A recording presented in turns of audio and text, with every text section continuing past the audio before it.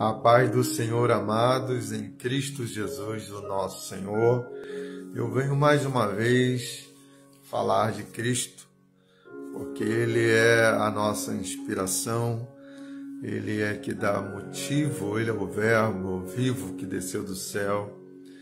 A nossa vida é marcada, não somente a história ela é marcada antes e depois de Cristo, mas a nossa vida também foi marcada antes e depois do dia em que Ele nos encontrou, porque foi Ele que nos escolheu, foi Ele que nos aceitou, e que hoje seja uma manhã de reencontro com Ele, uma manhã de renovação espiritual. Eu quero meditar convosco aqui no capítulo 6 de João. Então, segundo escreveu João, vamos ler a partir do versículo 60. É um capítulo bem longo, são 71 versículos. E vamos meditar aquilo que o Espírito Santo colocar em nossos corações, aquilo que Ele nos conduzir de acordo com a necessidade de cada um, que Ele venha estar como o regente, como o condutor de todas as coisas, porque Ele é o Senhor. Aqui a Bíblia diz assim, na epígrafe, então, existem várias, dentro desse capítulo aqui, vários subtítulos, né? E aqui vai dizer que muitos discípulos abandonam a Jesus. E aqui vai dizer assim, ao ouvirem tais palavras, muitos dos seus discípulos disseram, esta palavra é dura, quem a pode ouvir? Mas Jesus, sabendo por si mesmo que eles murmuravam a esse respeito, lhes disse, isto vos escandaliza? Que acontecerá se virdes o Filho do Homem subir onde estava antes? O Espírito é que vivifica, a carne para nada serve. As palavras que eu vos tenho dito são espírito e vida.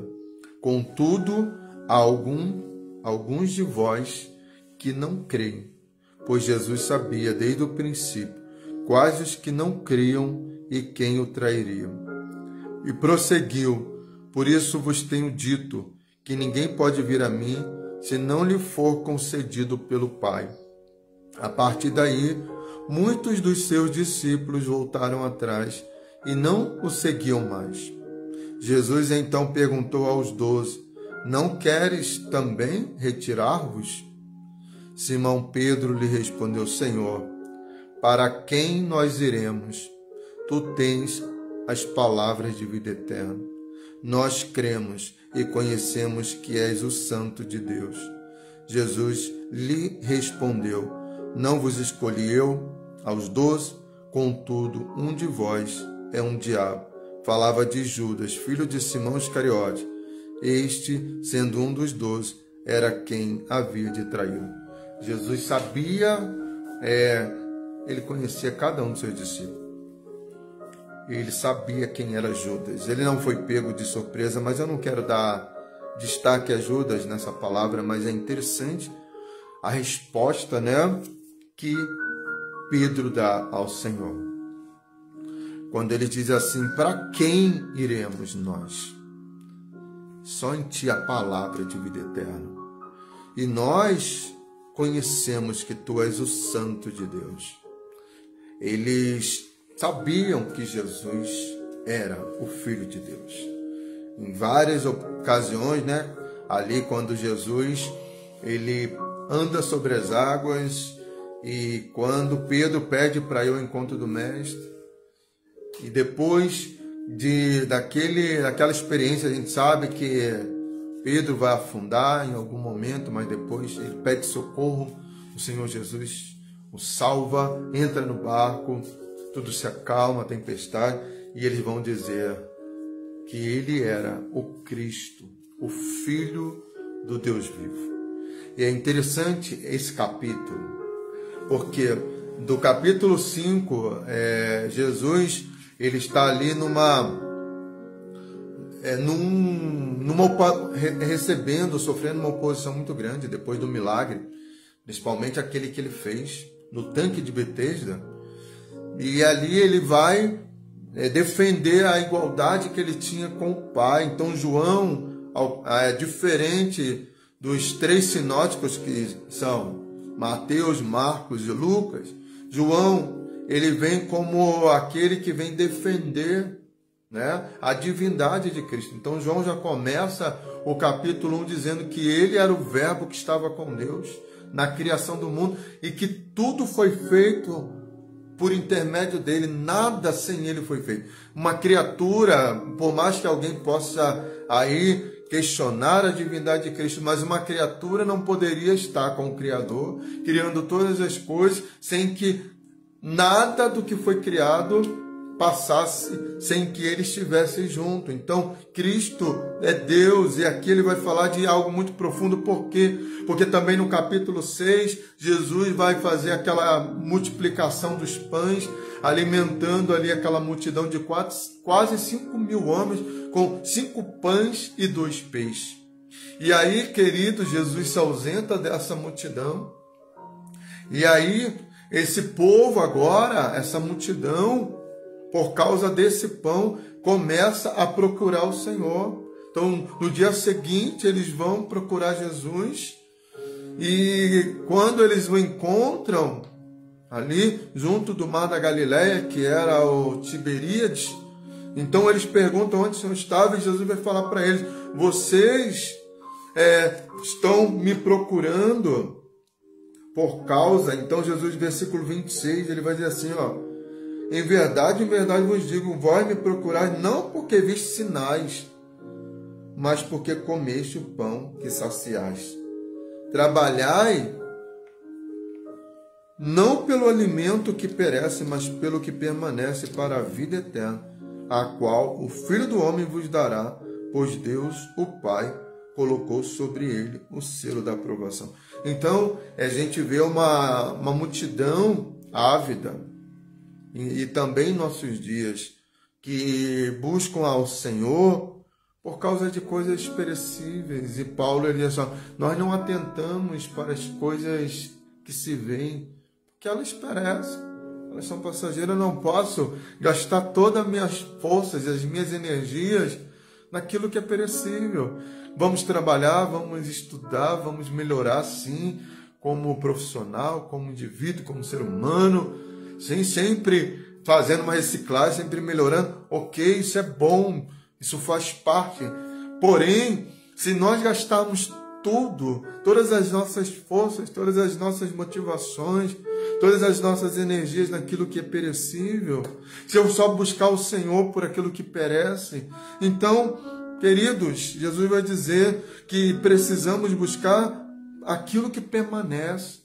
Quando Jesus fala para que venhamos não acumular riquezas aqui, mas que venhamos acumular riquezas no céu.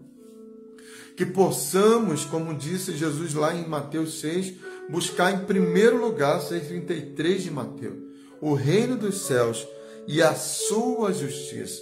As demais coisas nos serão acrescentadas. Então, vocês trabalham só pelo alimento que perece, só por aquilo que desvanece, só pelo corpo. Às vezes as pessoas...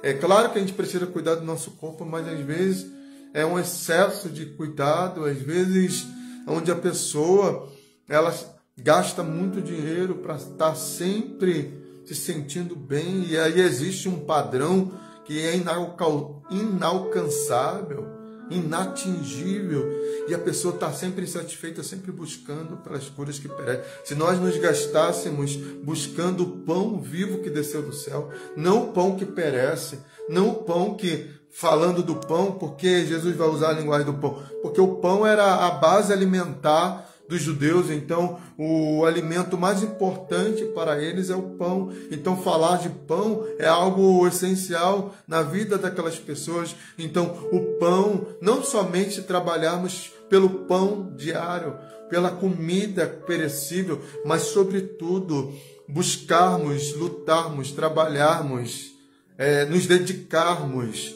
principalmente naquilo que é eterno. Por isso que Paulo fala, não atentamos Não atentamos para as coisas que se veem, porque elas são passageiras, são perecíveis, mas atentamos para as coisas que não se veem, as espirituais, porque elas são eternas. O ladrão não pode roubar, ninguém pode tocar, ninguém pode roubar, né? Por quê? Porque isso, o homem natural, ele não tem acesso. Então, que possamos, de fato, trabalhar por aquilo que é eterno. E aí, a pergunta que se faz é, disseram-lhe então, que faremos para realizar as obras de Deus? É tão simples. Jesus diz assim, a obra de Deus é que creais naquele que ele enviou. Então eles disseram, que sinal fazes para que vejamos e creiamos em ti? Quais são os teus feitos? É interessante como que a gente, há pouco tempo antes disso, desse diálogo, eles já estavam querendo fazer de Jesus rei. Estavam querendo ali erguê-lo, colocá-lo no trono por aquilo que ele tinha feito. E os milagres que tinham antecedido, porque os judeus, eles viviam de sinais. O próprio Paulo vai dizer que os judeus pediam sinais, né? Mas o que Paulo pregava? A cruz. Então, o judeu queria sinal de que Jesus fosse de fato o Filho de Deus, o Messias. E Paulo prega a cruz, que é totalmente contrário àquilo que eles queriam, porque o sinal que a cruz representava não era um bom sinal, né? Para o grego era loucura, e para o judeu era algo terrível, porque era algo de maldição. Então a cruz representava para eles isso. Maldito é todo aquele que for pendurado no madeiro. Então qual é a obra, qual é a vontade de Deus? A gente sempre se pergunta, qual é a vontade de Deus? Qual é a obra de Deus? Primeiro, crer no seu Filho, crer em Cristo Jesus, porque sem Cristo Jesus, nenhum de nós podemos ser salvos. E aí, continuando ainda, falando sobre a vontade, a obra de Deus, eu quero ler alguns versículos aqui, que está escrito aqui, ó, versículo 28. Quando eles fazem a pergunta, que faremos para realizar as obras de Deus? Jesus respondeu, as obras de Deus é que creais naquele que ele enviou. Versículo 37, todo aquele que o Pai me der virá a mim, e quem vem a mim, de modo nenhuma o rejeitarei. 38, pois eu desci do céu não para fazer a minha vontade, mas a vontade daquele que me enviou. Qual é a vontade de Deus, né? A vontade de Deus é que a gente faça a sua vontade. O próprio Filho, ele fez a vontade do Pai. Em Hebreus vai dizer que ele aprendeu a obedecer naquilo que lhe era novo, porque Jesus Cristo, como nós cremos na sua plenitude, na sua totalidade, homem, Deus homem, homem Deus, o Deus que se fez carne e habitou entre nós e vimos a sua glória como a glória do unigênito de Deus, o Deus invisível, que era invisível, mas que ele foi encarnado, tomando forma humana. Então, esse Deus, ele veio e habitou entre nós. E todos nós precisamos ser enviado a ele, através do Pai. Só posso crer nele se o Pai assim revelar. Quando Pedro, Jesus fala assim, ali em Mateus 16, olha, dizem que o Filho do Homem é um dos profetas, é Elias. Então alguns acreditavam que Elias tivesse ressuscitado. Outros dizem que é João Batista, um dos profetas do Antigo Testamento. Jesus pergunta assim, e vocês? Quem dizem que eu sou? Aí Pedro sempre, né, tomando ali a palavra, o orador da turma, ele vai dizer, tu és o Cristo, o Filho do Deus vivo. Aí Jesus vai falar assim, ó, bem-aventurado és tu, Bar Jonas, ou seja, filho de Jonas. Porque quem te revelou não foi carne nem sangue, não foi homem, não foi pelos métodos naturais, mas foi o Pai. Porque essa revelação da pessoa de Cristo só pode acontecer se o próprio Pai assim fizer. Nós não escolhemos Ele. Jesus disse em João capítulo 15, versículos 15 a 16 lá, quando ele fala, não foram vocês que me escolheram, eu que escolhi vocês. Eu vos nomeei e vos enviei para que vades, ou para que vocês vão e deem fruto, e o vosso fruto permaneça. A gente até fala, eu aceitei Jesus. Não. Quem me aceitou foi Ele. Foi o Pai que me enviou até Ele, através do Espírito Santo.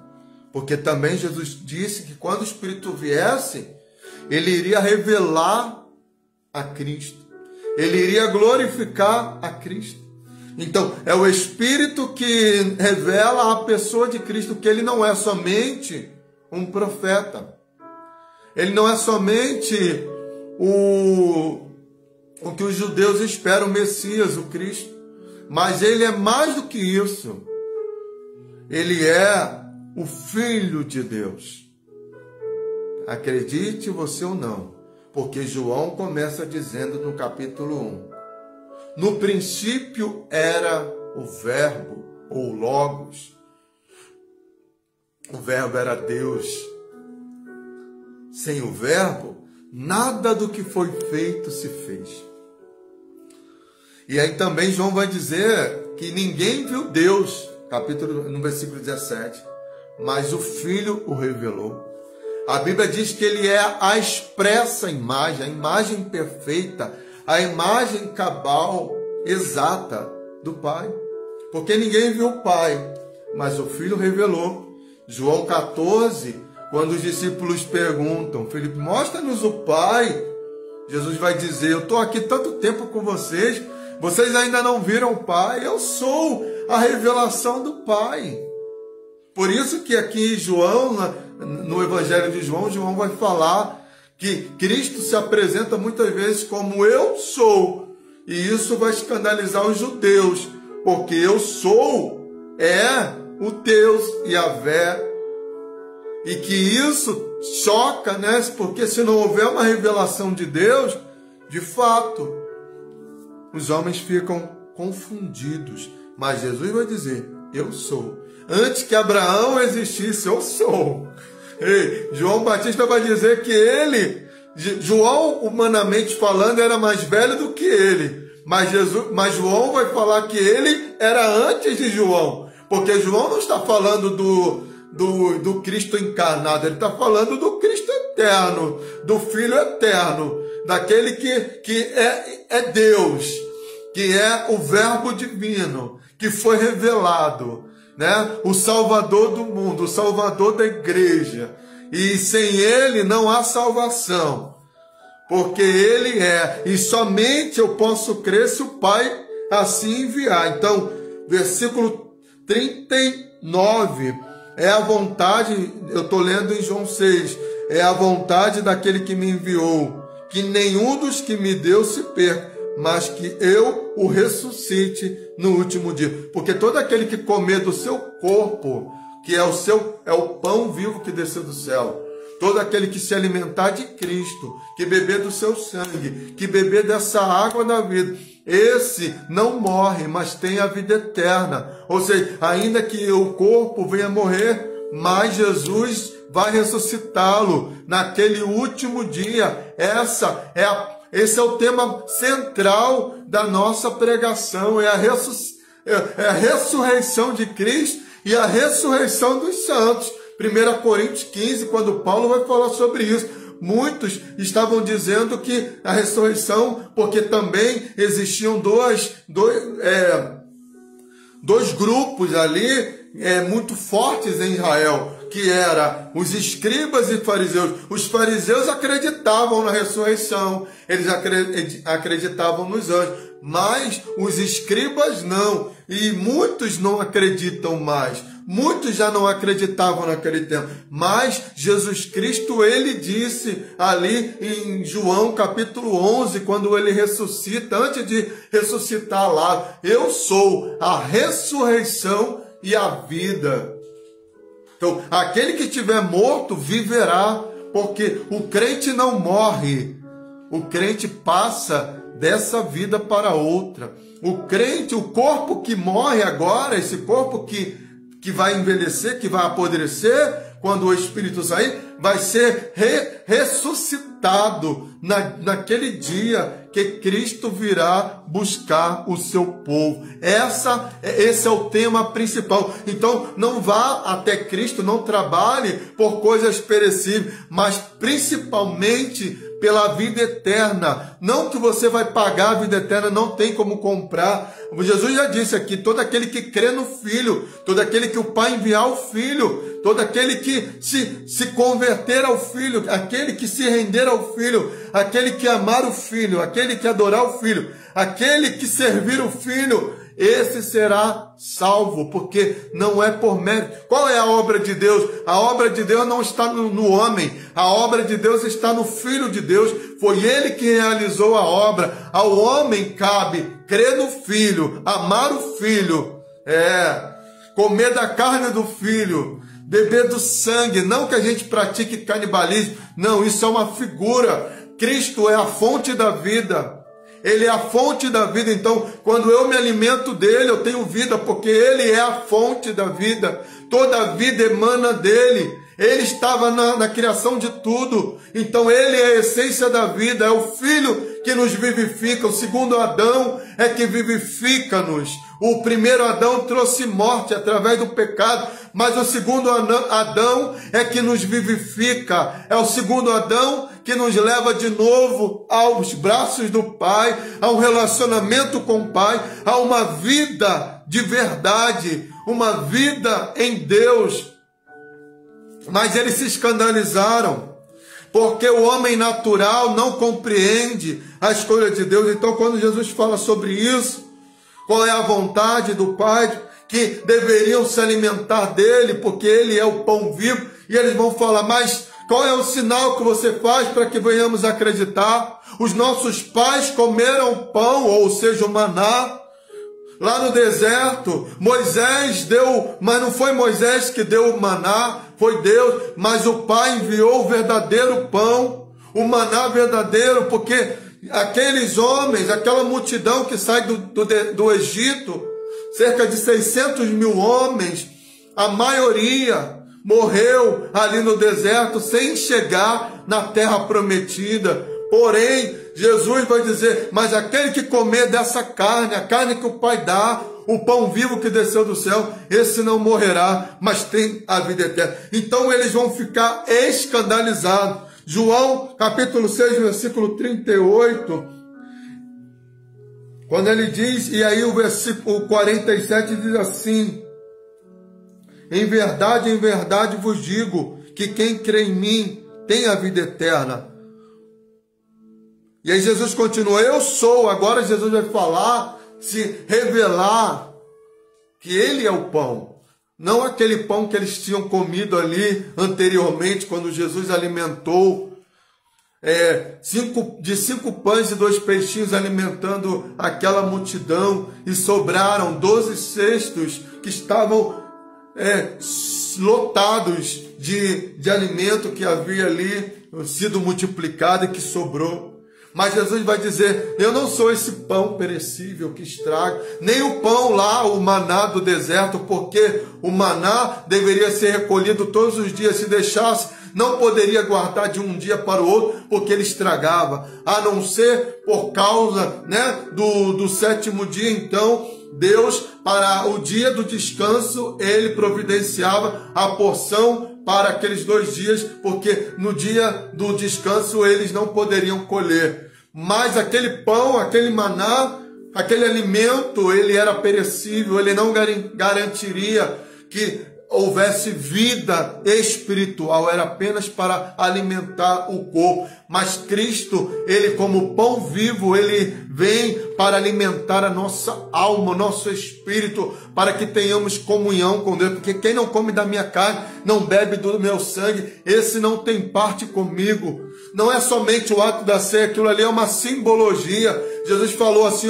fazei isso em memória de mim. Aquele é um ato memorial que fazemos relembrando do que ele fez. Ele não está falando disso, porque se eu me alimentar apenas uma vez por mês, eu ficarei enfraquecido. O alimento é diário, é o pão diário, é estar com ele diariamente, nos alimentando dele diariamente, através da sua palavra, um momento de comunhão, um momento de relacionamento, de intimidade. Quando ele fala ali, a igreja de Laodiceia, estou à porta e bato, se alguém ouvir a minha voz e abrir a porta, eu entrarei, cearei com ele e ele comigo. Ele quer cear conosco, ele quer se alimentar conosco, ele quer nos alimentar da sua presença, da sua palavra. O problema é que a gente busca o Senhor apenas por pão que perece, que estraga, que bolora, e não pela sua presença, que é vida. Ou seja, na presença dele, a vida, porque ele é a essência da vida, ele é a fonte de todo bem, de toda a vida, ele é o criador de todas as coisas. Então, ao me relacionar com ele, comungar com ele, não de 30 em 30 dias, a gente fica ritualista, a gente vai pensando, não, porque tem que ser lá a ceia, é um momento de memorial. Mas se eu não me relacionar com ele diariamente, você acha que você vai ter vida espiritual? A gente precisa abrir a mente que Deus quer relacionamento diário, todos os dias, todo momento da nossa vida, nos relacionando, nos alimentando da fonte. Não somente uma vez por mês, mas todos os dias da nossa vida, nos alimentando dele, que é o pão vivo que desceu do céu. E ele continua dizendo, vossos antepassados comeram maná no deserto, mas morreram. 48, 49, 50. Este é o pão que desce do céu, para que todo aquele que comer não morra. Eu sou o pão vivo que desceu do céu. Se alguém comer deste pão, viverá eternamente. E o pão é a minha carne, que darei pela vida do mundo. Ele está falando da forma como ele salvaria o mundo. Foi através da cruz. Eles ainda não entenderam, porque o homem natural não compreende. É como Jesus falou para Nicodemo. Jesus, usando de uma figura, de uma linguagem espiritual, eles entenderam que Jesus estava falando do seu corpo, do seu sangue físico. Quando Jesus fala para Nicodemos, lá no capítulo 3, Nicodemos vai até Jesus dizendo, Rabi, ou mestre, bem sabemos que tu és enviado da parte de Deus, porque ninguém pode fazer as obras que tu fazes se Deus não for com ele. Jesus não vai ficar ali vaidoso, porque Nicodemos era um homem muito importante, uma autoridade religiosa muito importante. Porém, Jesus Cristo não ficou vaidoso. Aliás, ele vai dizer para Nicodemos, Nicodemos, não se maravilhes disso, necessário é nascer de novo, porque aquele que não nascer da água e do Espírito, esse não pode ver, primeiramente ele fala, e nem pode entrar no reino do céu. E aí Nicodemos, que era um homem conhecedor dos manuscritos da Torá, um mestre em Israel, ele vai ficar ali perplexo, confuso. Como assim? Como que eu, sendo velho, eu posso voltar ao ventre da minha mãe? Jesus não está falando disso, ele está falando do novo nascimento. Não é uma nova religião, não é proselitismo, trocar de uma religião para outra, que a gente faz comumente, não é trocar da igreja A para a igreja B, não é isso que Jesus estava ensinando. Não é somente mergulhar ali no rio e levantar. Ali é uma confissão pública. O batismo na água é uma confissão pública. Mas o que João Batista fala? Eu, na verdade, vos batizo com água, mas aquele que vem após mim, ele vai vos batizar com o Espírito e com fogo. Muita gente é batizado na água, mas é a mesma pessoa. Porque às vezes a água do rio, que a gente antigamente falava, só tem que ser no rio. Aqui no Rio de Janeiro tem o nosso rio, que é da onde a água, né, distribuída no território aqui fluminense. Mas a água lá, querido, se não passar pelo tratamento da SEDAI, é uma água imunda, cheia de urubu, suja, lá no Rio Guandu. E aí muitas vezes aquela mentalidade tem que ser no rio, e uma água suja, você podendo se machucar, pisar em alguma coisa, cheio de trabalho lá.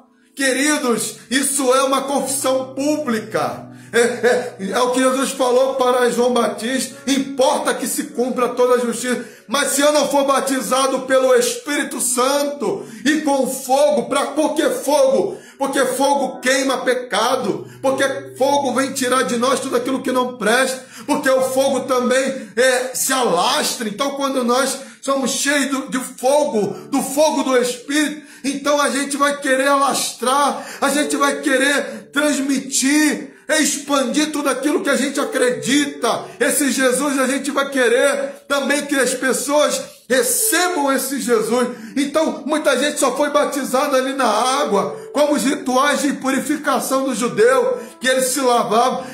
Mas se eu não for batizado com o Espírito Santo e não ganhar uma nova identidade, não adianta de nada. Estarei apenas trocando de roupa, sem tomar banho. Você pode trocar de roupa, você pode colocar perfume, mas se você não tomar banho, não faz nenhuma diferença. Você vai continuar fedendo, você vai continuar sujo.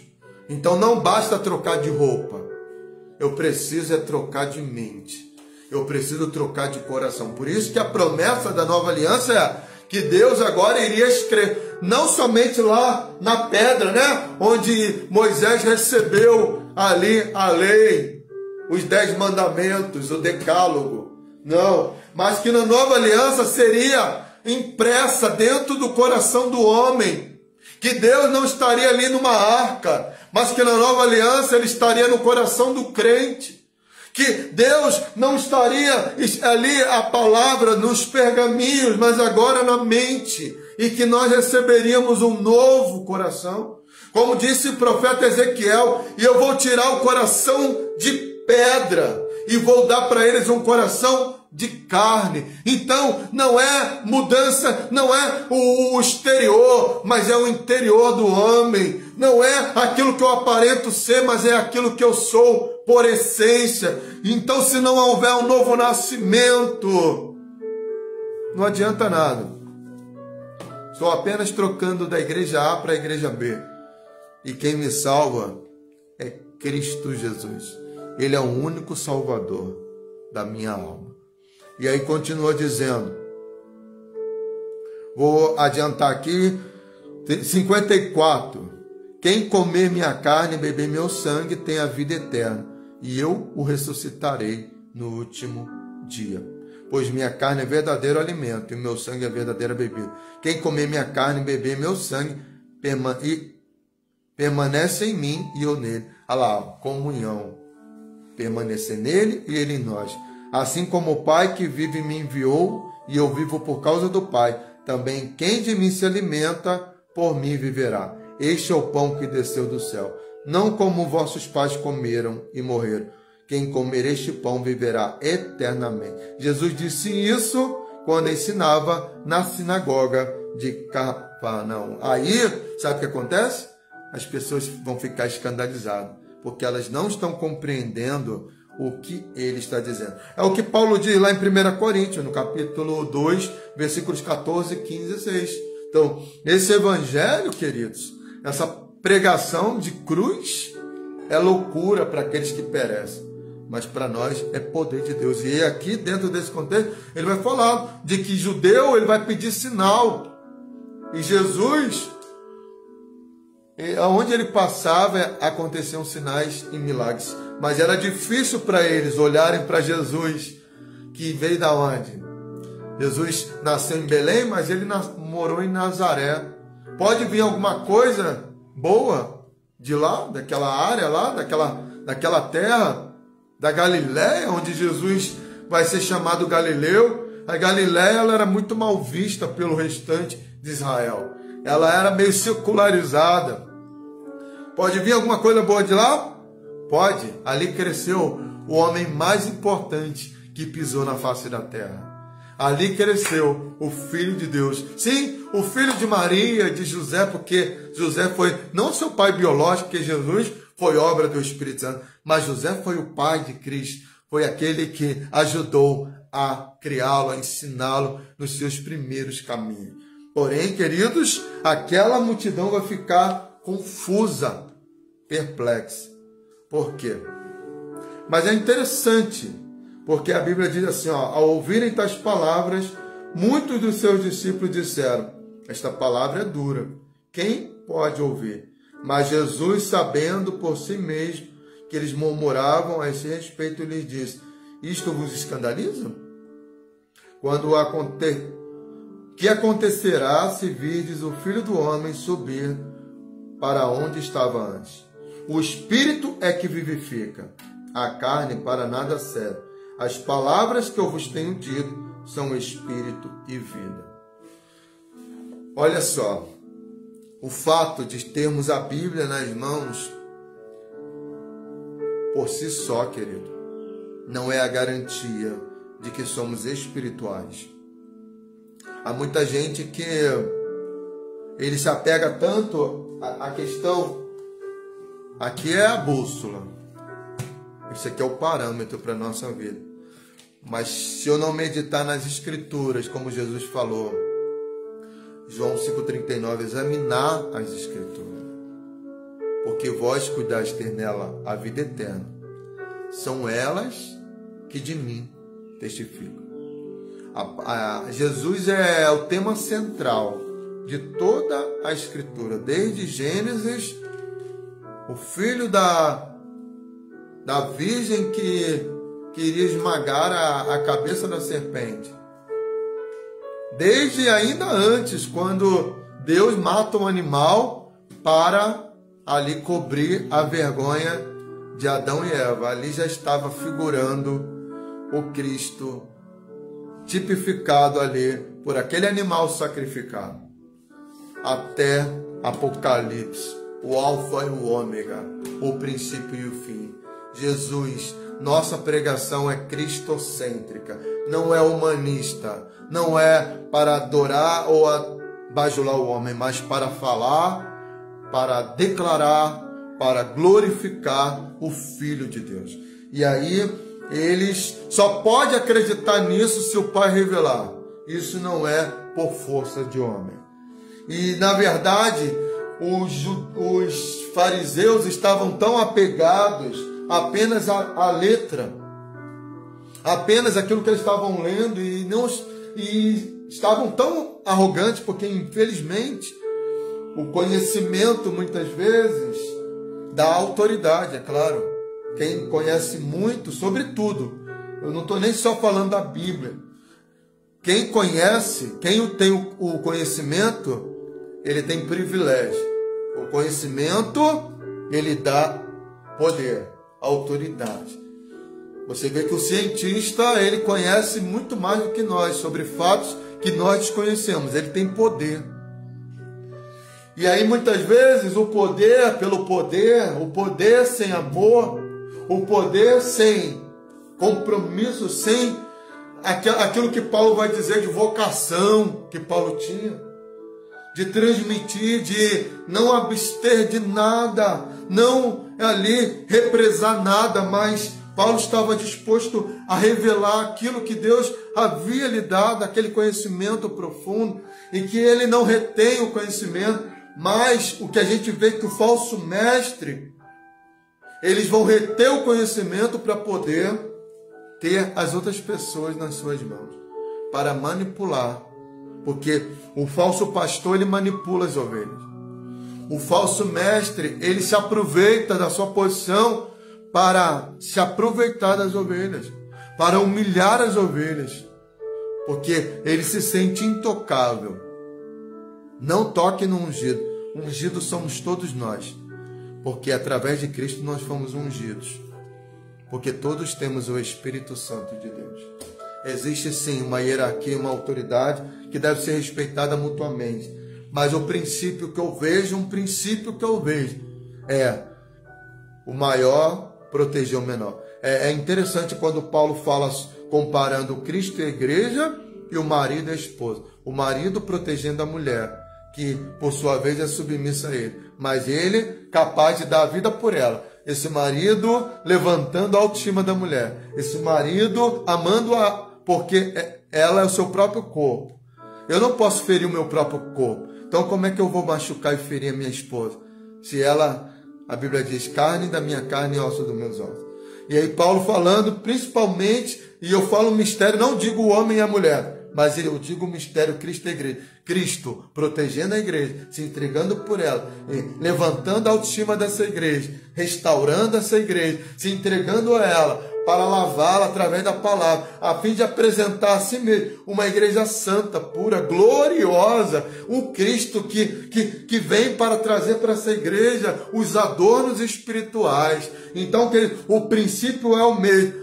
A autoridade tem que proteger aqueles que estão embaixo e não usar da autoridade para massacrar, para humilhar e destruir. Porque muita gente acha, é comum que as pessoas muitas vezes vão falar assim, eles veem a questão do ministério como status.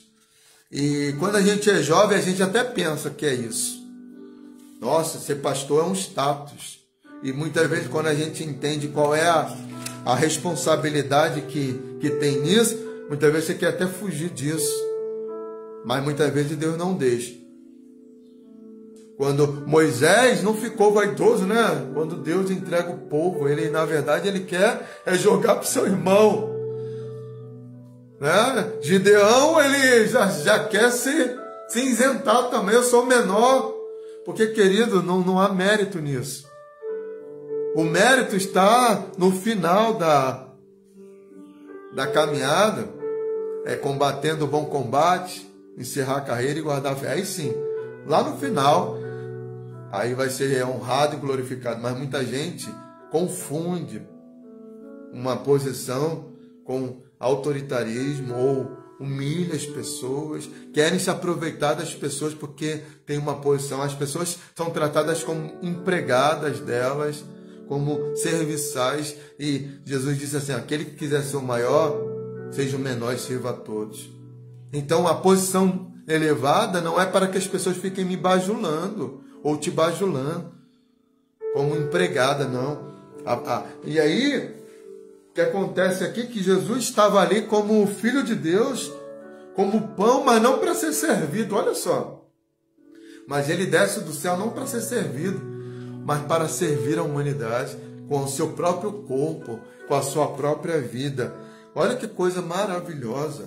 E aí ele vai dizer, e aí às vezes a gente fica tão automático, às vezes a gente começa a decorar versículos e decorar, e a gente sabe onde está escrito, o endereço e tal, mas sem revelação, sem rema, sem que o Espírito Santo... Quanto tempo faz que você não medita a palavra e chora? Porque às vezes a gente lê a Bíblia e fala assim, essa palavra é para fulano, essa palavra é para cicrano, mas nunca é para nós. Alguma coisa está errada, tá? Porque a palavra, ela é a espada de dois gumes. Antes dela ir lá para o outro, ela tem que também cortar a gente. Porque a gente fica lendo a Bíblia, ou já viu aquelas pessoas que o pastor está pregando? Fala, Deus, mas não é com ela não. Ela está pensando do fulano A, do cicrano B, e nunca é para ela. Que santidade é essa? Então as pessoas vão ficando ali, ó. O que acontece?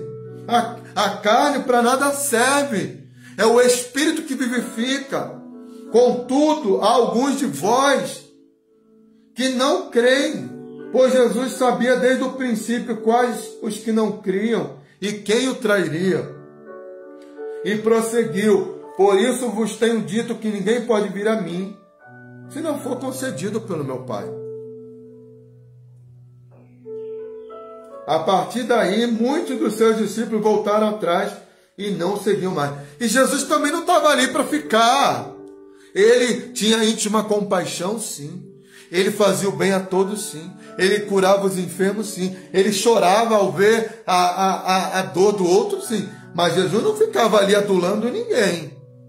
Quando era necessário falar a verdade, ele falava. E isso, porque muitas vezes a gente não quer falar, porque a gente quer ali, ó. Irmãos, ninguém perde o que não tem. A gente tem medo de perder. Perder o que se você não tem? Porque Jesus diz assim, que dos 12, um não era dele. Um tinha um coração maligno, e era Judas. Mas aos outros, mesmo depois que Jesus foi preso, crucificado, ficaram escandalizados, tristes, sem saber, perplexos. Mas Jesus trouxe todos eles de volta, porque ninguém perde o que não tem. Eu não tenho que ter medo de perder aquilo que eu não tenho. Então, a palavra tem que ser pregada. E aí, nós cremos e conhecemos que és santo de Deus. Porque Jesus também vai perguntar, quer ir com eles também? Mas Pedro vai dizer, para onde? Para quem iremos?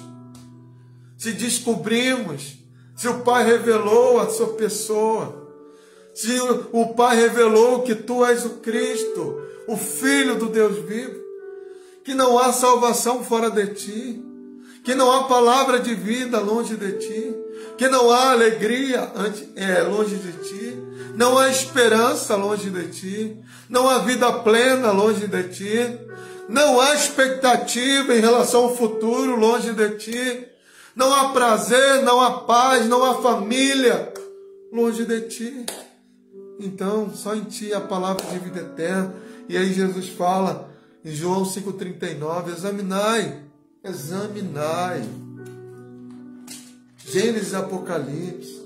Exame. Quando você vai no médico, quando não é aquela situação onde tu chega um médico, ele te vê, pergunta os sintomas e já te dá o remédio, a receita. Não, eu estou falando exame. Quando você vai lá, passa primeiramente por um exame físico, onde ele vai auscultar o seu pulmão, onde se você está com um problema na garganta, ele vai dar uma olhada, uma analisada, se a tua garganta não está. Isso no primeiro momento.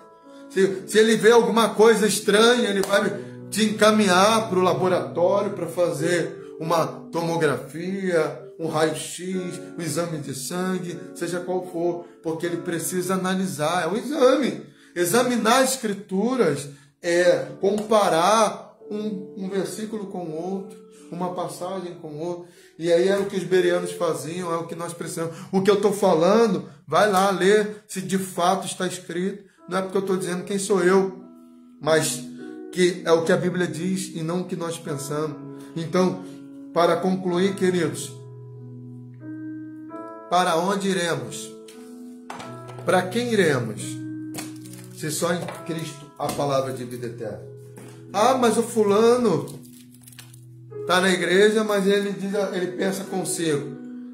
Ó, se fulano me olhar atravessado, eu vou sair da igreja. Ah, mas se acontecer isso, eu não vou ficar mais aqui. Ah, mas se Jesus não abrir aquela porta, amanhã mesmo eu pego a minha mala e vou. Querido, esse daí só perde, até uma questão, pode perder a salvação? Eu vou falar pelo que eu acho, pelo que eu penso. Porque Jesus falou que todos que o Pai me deu, vou pegar as referências aqui. João 17:12, João 6:39, João 18:9, Jesus falando que nenhum se perdeu. Todas aquelas ovelhas que o Pai deu para ele não perdeu nenhum. E aí ele vai dizer que Judas era o filho, era o diabo, né? E aí vamos fazer uma análise aqui, que os discípulos de Jesus, escolhidos por ele, ficaram tristes, decepcionados. Pedro voltou para a pesca, mas eles voltaram para ele, para o centro da vontade de Deus, porque eles eram salvos. Judas nunca foi salvo. Judas estava ali, se aproveitando. Ele era o que cuidava da bolsa, do dinheiro. Para ele, aquilo ali, para ele, trazia alguma vantagem. E até pela perspectiva humana, se Jesus fosse conquistar Roma, como alguns acreditavam, pela força, para ele seria bom, né? Seria um dos ministros aí do rei. Mas ele nunca foi salvo, porque o seu coração nunca foi de Deus. E aí eu penso que o salvo, querido, o verdadeiro salvo, ele nunca vai pensar em abandonar Jesus. Ele pode até quebrar a cara, ele pode fazer coisas erradas, sim, porque ele é humano, mas ele não se vê longe de Jesus Cristo. Ele pode até ficar triste por alguma decepção, por alguma frustração, mas ele não se vê longe de Jesus. Agora, aquela pessoa que o tempo todo, se não me der oportunidade, se isso, se aquilo, se essa pessoa pensar dessa forma, querida, ela não entendeu a salvação. Ela está ali pelo alimento físico, pelo pão, pela promoção, pela glória efêmera e passageira, pela adulação, seja qual for. Mas ele não é salvo, porque quem é salvo de verdade, quem nasceu de novo, ele não se vê no mundo. O mundo já não tem mais lugar para ele. Então, querido, para mim isso quebra, joga por terra essa questão. Porque ninguém pode perder aquilo que não tem. Fulano saiu da igreja e se tornou inimigo do evangelho. Ele nunca foi salvo, querido. Ele nunca foi salvo. A gente se decepciona com pessoas, sim. A gente se decepciona com, muitas vezes, que as pessoas até hoje questionam, pelo sistema. A gente se decepciona com homens, com o sistema, com um monte de coisas que os homens vão colocando ali, que não é a essência do Evangelho. Mas quem é de Cristo, chorando, sofrendo, doendo, sozinho, rejeitado, se sentindo um pequeno, menor dos menores, ok. Mas ele não se vê longe de Cristo. Sabe por quê? Porque ele é de Cristo. Ele é a ovelha de Cristo. Ele é de Cristo. O Senhor Jesus é o seu dono, é o seu Senhor, é o seu pastor, é o seu Deus, é o seu amado, amado da sua alma. Ele não está ali por causa das coisas materiais, ele está ali porque ele foi salvo, porque ele encontrou com a salvação da sua alma. Então ninguém perde o que não tem. É esse o pensamento que eu tenho. Quando a pessoa, por qualquer coisa, ela pensa em abandonar Jesus, é porque ela está igual a essa multidão aí, que não entendeu que para quem iremos? Para quem iremos? Para onde? Onde eu vou encontrar? Em ninguém, a não ser o Filho de Deus. Para quem iremos, Senhor Jesus? Se só em Ti a palavra de vida eterna. E eu não posso viver sem o Senhor. Sem Ti, eu nada posso fazer, Senhor. O Senhor é a nossa porção, a nossa herança. O Senhor é o amado das nossas almas, Senhor. O Senhor é o mais precioso, é o mais lindo entre milhares. O Senhor é a rosa de Saron, o lírio dos vales. O Senhor é o alfa e o ômega, é o princípio e o fim.